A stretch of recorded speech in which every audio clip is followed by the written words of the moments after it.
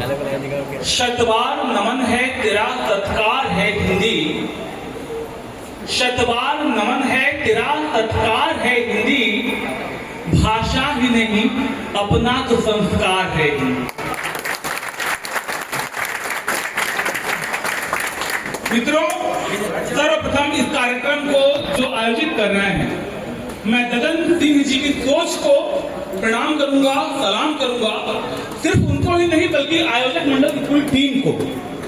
आज इनके कहने पर मैं वसई परिक्षेत्र में आया हूं और वसई से मेरा बहुत पुराना रिश्ता है। आप लोग जानते होंगे कि जब जब गुलामी हुई है, संस्कृतियों को बचाने के लिए कोई ना कोई आगे आया है।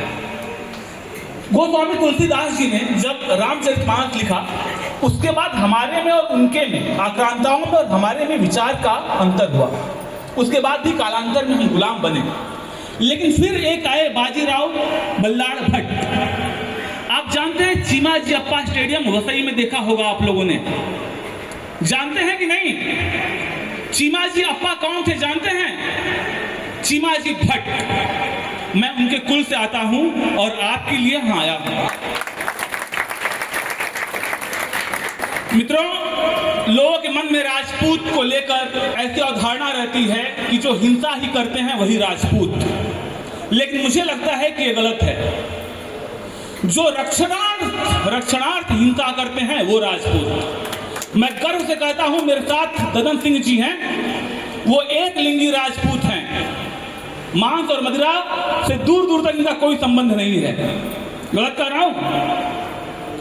तो राजपूत वो होता है जो हिंसा रक्षण के लिए करे, समाज के लिए करे। और अगर कोई हिंसा निज स्वार्थ के लिए कर रहा है तो ब्राह्मणी क्यों ना हो, उसका अंत वही होगा जो रावण का हुआ था। आप श्रोतागण यहां अब तक रुके हैं, लेकिन आप लोग अगर देखेंगे तो अगली पंक्तियों पर जो राजनीतिक पृष्ठभूमि से आए हुए लोग थे वो जा चुके हैं। एक बात कहूंगा, अटल बिहारी वाजपेयी जी जो आपके ही गांव से आते हैं, ग्वालियर से ही, और कविता कुल के बड़े भारतीय राजनीति में प्रधानमंत्री तक की पद को उन्होंने सुशोभित किया। उन्होंने एक बार कहा था कि एक बार फिर जीवन का रथ चल पड़ा शुक्र के पथ पर, एक बार फिर जीवन का रथ चल पड़ा शुक्र के पथ पर, राजनीति ने डोरे डाले हैं सेवा के व्रत पर, लक्ष्मण रेखा बड़ी क्षीण है, लक्ष्मण रेखा बड़ी क्षीण है, बड़ी क्रूर है काई, कदम कदम पर फिसलाएगी रेशम से चिकनाई। मैं ये बात कह क्यों रहा हूं?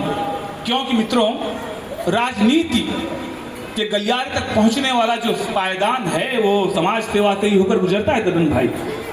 तो यहां बैठे हुए सभी समाज सेवियों से मेरा आग्रह है कि याद रखिए, समाज सेवा और राजनीति के बीच कोई ज्यादा अंतर नहीं है।